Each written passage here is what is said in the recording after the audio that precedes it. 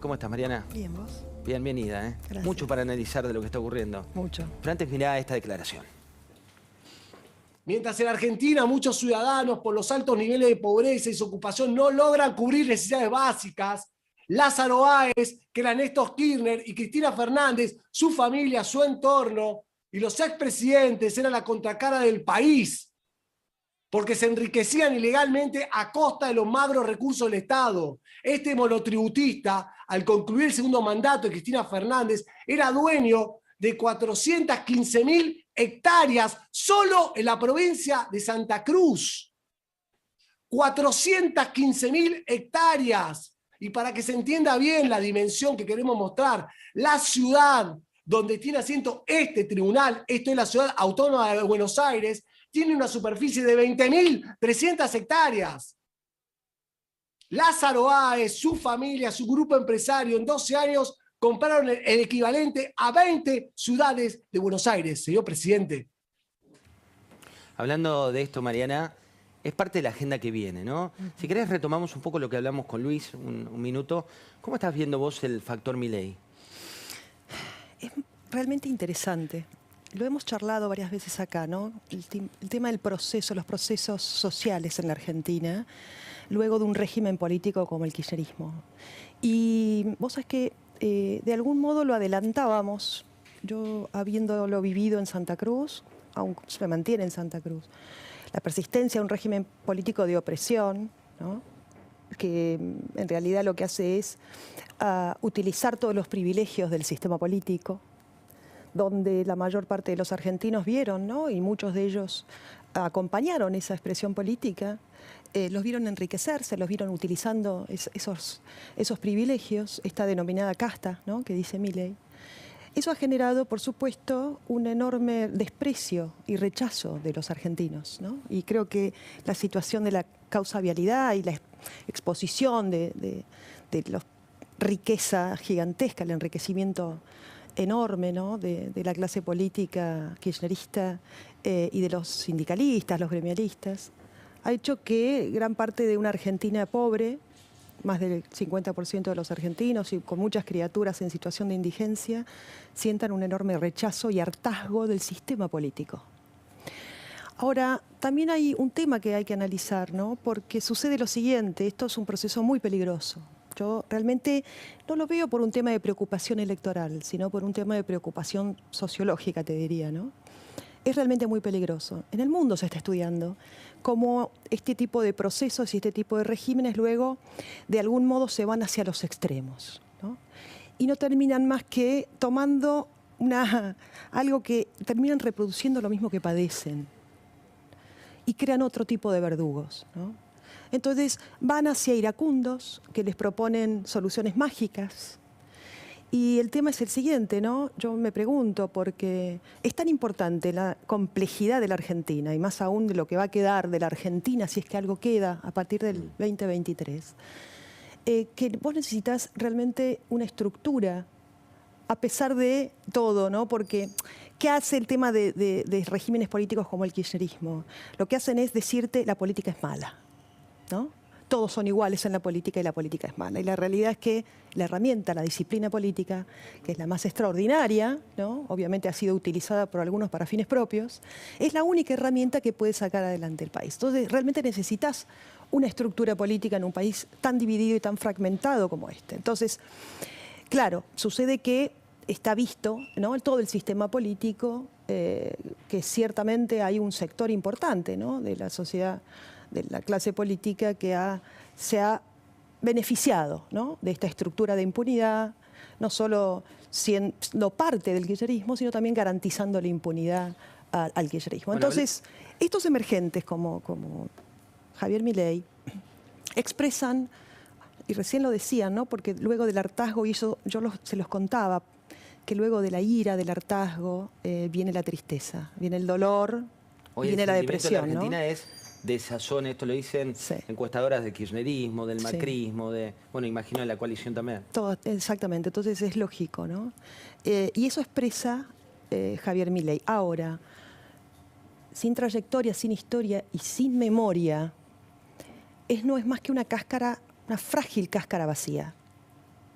estamos ante una frágil cáscara vacía. Entonces se confunde el grito con la firmeza. No hay nada más frágil que una cáscara vacía. Y en la Argentina vos necesitas además de un equipo, necesitas consensos. Yo te digo algo, una cosa es el pensamiento mágico y la idealización de determinados procesos, ¿no? Lamentablemente en el proceso que se viene en la Argentina, esos consensos son vitales para la Argentina, vitales para un país que es atravesado por la miseria. Este país que estamos atravesando, digo, tiene algunas particularidades, ¿no? Por un lado, veíamos recién al fiscal Luciani, que viene un día tan importante para el cine argentino, con Argentina en 1985 y eventualmente el rol de ese fiscal. A futuro, ojalá que sea reconocido también como alguien clave en nuestra historia. Pero, ¿qué sentís cuando ves la impunidad explícita, que es lo que pide Cristina, y por otro lado la justicia en acción, que es lo que muestra Luciani? Bueno, mira, los fundamentos del fallo te describen los 12 años de la historia criminal de una banda que se enquistó en el Estado y lo saqueó por más de 85.000 millones. Yo creo que esos fundamentos deberían ser materia de estudio en la Facultad de Derecho y de Historia. Y hablando, vos recién citabas al tema de los Óscar en este momento, ¿no? Creo que los guionistas deberían estar mirando esos fundamentos, esas más de 1.600 páginas, los invito, porque ahí tenemos el próximo Óscar de la Argentina. Hablando de Óscar y de Óscar real, ¿no? Que es Luciani. Mirá esto que decía, es muy cortito, que quiero mostrarles lo que dijo Luciani en esta sentencia, cuando fue la previa a la sentencia, y después leemos acá lo que se comprobó. Mirá. Ha quedado demostrado claramente que la persona que se revela como jefa de la asociación ilícita es Cristina Fernández, que se desempeñó como presidenta de la Nación. La doctrina ha entendido que son jefes aquellas personas que mandan o dirigen en la práctica toda la asociación, es decir, quienes la comandan. Y en este sentido, son jefes de una asociación ilícita aquellos que tienen la autoridad sobre otros miembros de la asociación. Pueden impartirle órdenes, no deben rendir cuentas ni requerir autorización alguna para la toma de decisiones vinculadas al designio criminal. Los elementos de prueba que han sido valorados en este alegato permiten concluir que la estructura delictiva tenía en su cúspide a quienes se desempeñaron como titulares del Poder Ejecutivo Nacional, Néstor Kirchner y la aquí imputada Cristina Fernández.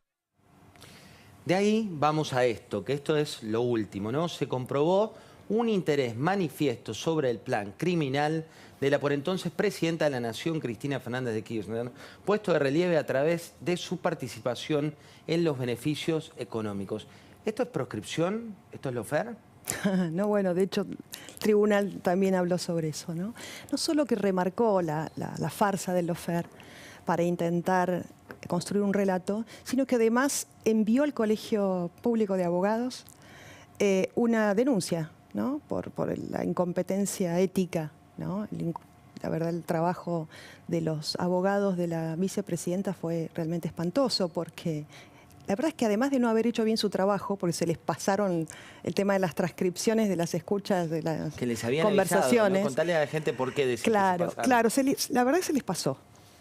Ellos fueron notificados el año pasado que dentro de la carga probatoria iban a estar las conversaciones entre José López, Máximo Kirchner, José López la mano derecha de Máximo Kirchner, secretario privado de Cristina Fernández de Kirchner, José López Lázaro Báez y Mendoza, que es el titular de Austral Construcciones, de José López y el titular también de Vialidad Nacional, ¿no? Una cantidad innumerable de comunicaciones de WhatsApp. Y se les pasó. Estos muchachos estaban tan interesados y ocupados en tratar de construir un alegato fundado en el relato que no revisaron bien la documentación.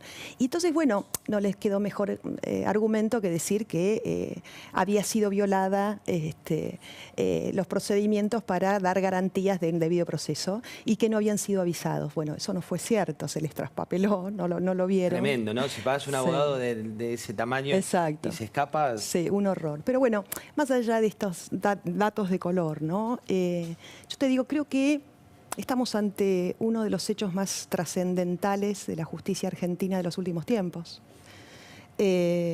Para mí ha sido realmente trascendente y es trascendente para la Argentina, a pesar, déjame decirte, del lobby evidente de algún sector de la política que prefiere que no sean juzgados por asociación ilícita, porque prefieren mantener el statu quo. ¿A quién te referís concretamente? Bueno, no solo el sector kirchnerista, ¿no? Hay todo un sector de la Argentina que ha sostenido la estructura de impunidad. Yo fui embestida por algún sector aliado y toda vez que digo esto, y de hecho me avisaron que va a venir una campaña en mi contra de desprestigio, porque yo les digo, la verdad es que no he luchado tantos años para convalidar y menos aún callar. Y la verdad es que advierto, y toda vez que lo digo, así ha sido la coalición cívica, somos los portadores de las malas noticias y como no especulamos electoralmente, por ahí nos condena la sociedad, pero esto lo tengo que decir. Hubo un sector aliado a Juntos por el Cambio que militó el lobby para que no sea condenada por asociación ilícita, ¿no? Porque ¿qué pasa? Vos ahí generas un antecedente judicial. ¿Van a hacer una denuncia ustedes de este tema? No, esto fue público. A ver, esto fue público, lo tuviste a Miguel Ángel Pichetto recorriendo todos los canales de televisión diciendo que no era posible la asociación ilícita. Y vos ahí tenés, en las más de 1.600 páginas, hay un apartado puntual del juez Basso.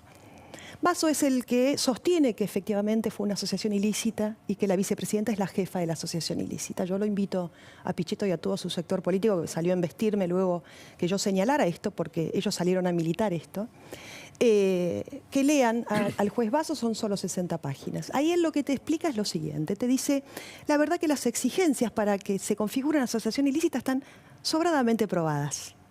Son 4 exigencias. Tiene que haber un acuerdo de voluntades, tiene que estar la existencia de una estructura, tiene que haber acciones coordinadas y tiene que haber permanencia. Que todo esto existió. Todo esto existió. Y te dice lo siguiente, te dice, miren, esto rebatiendo los argumentos de todo este sector político que intentaba decir que no iba a poder, que no existía la posibilidad de una asociación ilícita dentro del Estado. Y él te dice, no, están equivocados, es justamente al revés. Acá lo que sucedió fue lo siguiente. El Estado argentino sirvió de medio para los fines de la asociación ilícita y que puede existir tranquilamente una asociación ilícita dentro de una estructura lícita. De hecho, lo que te plantea es que se enquistó dentro del Estado Nacional esta asociación ilícita.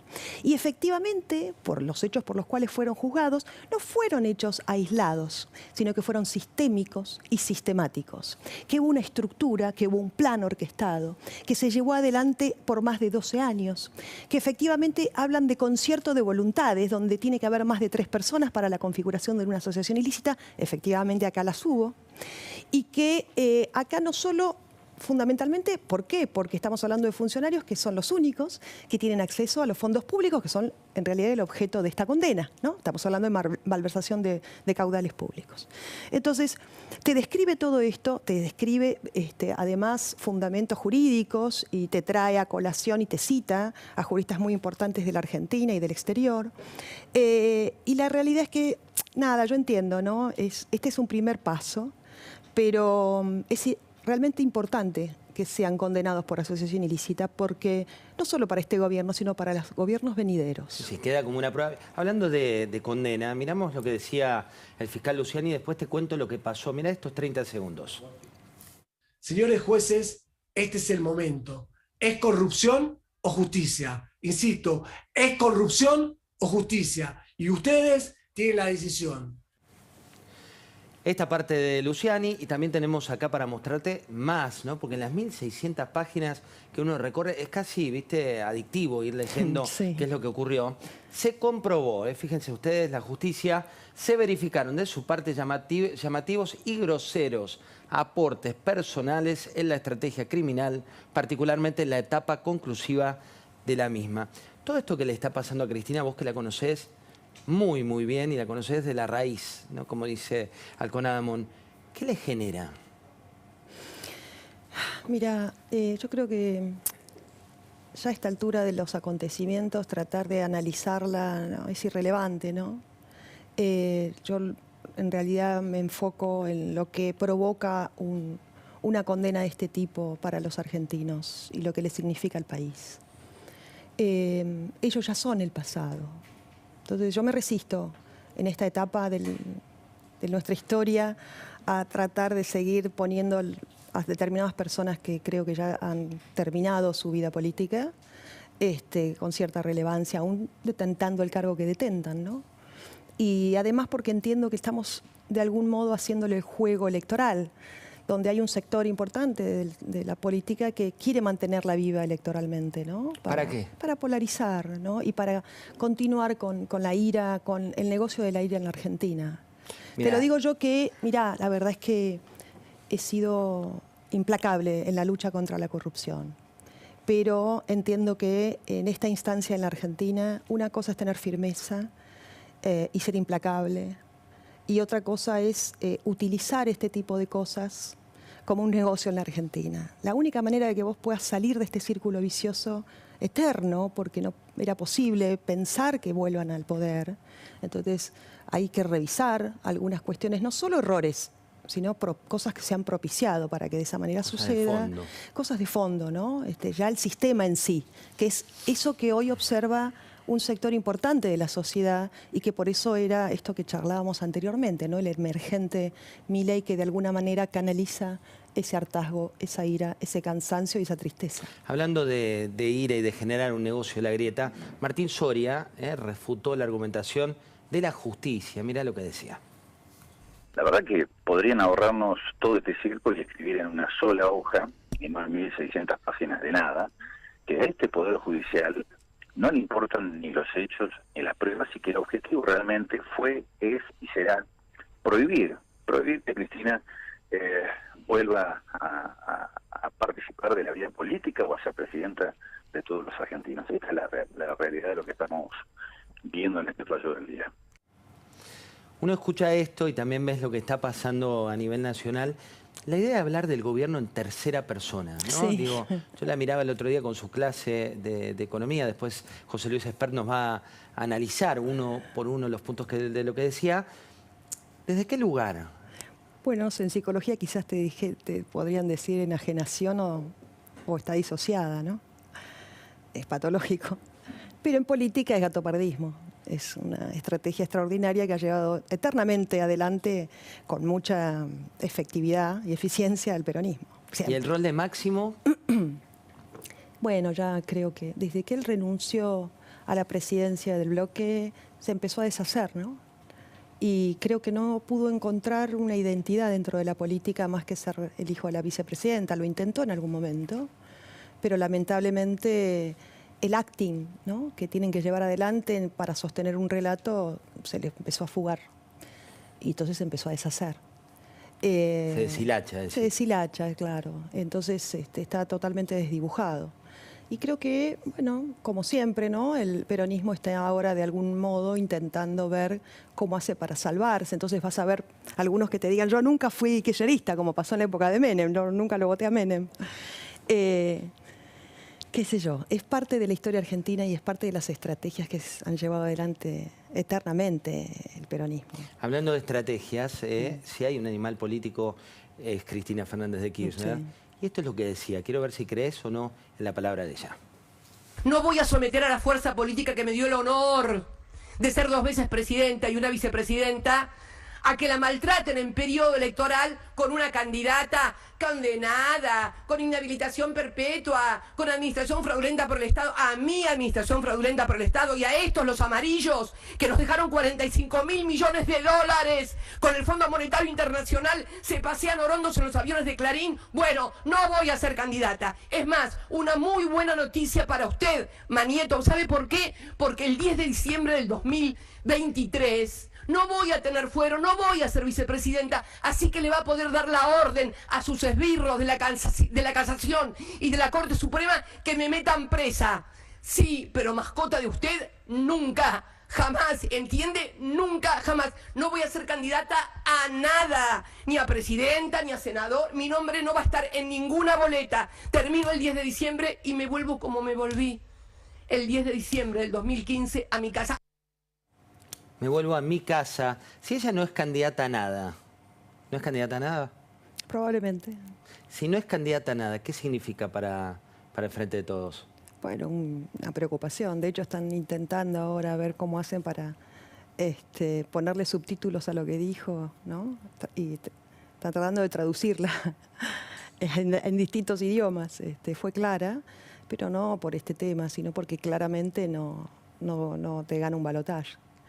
Y porque ya el peronismo está desdoblando en la mayor parte de las provincias y porque perdió su base de representación. O sea, no es candidata no porque no quiere, sino porque no puede. No puede. No puede, no por la justicia, sino porque ya no es atractiva electoralmente. Mariana, muchas gracias por haber venido. No, a vos gracias. A ustedes les voy a llevar a un mundo apasionante. Me dirán, ¿por qué apasionante si vas a hablar de economía?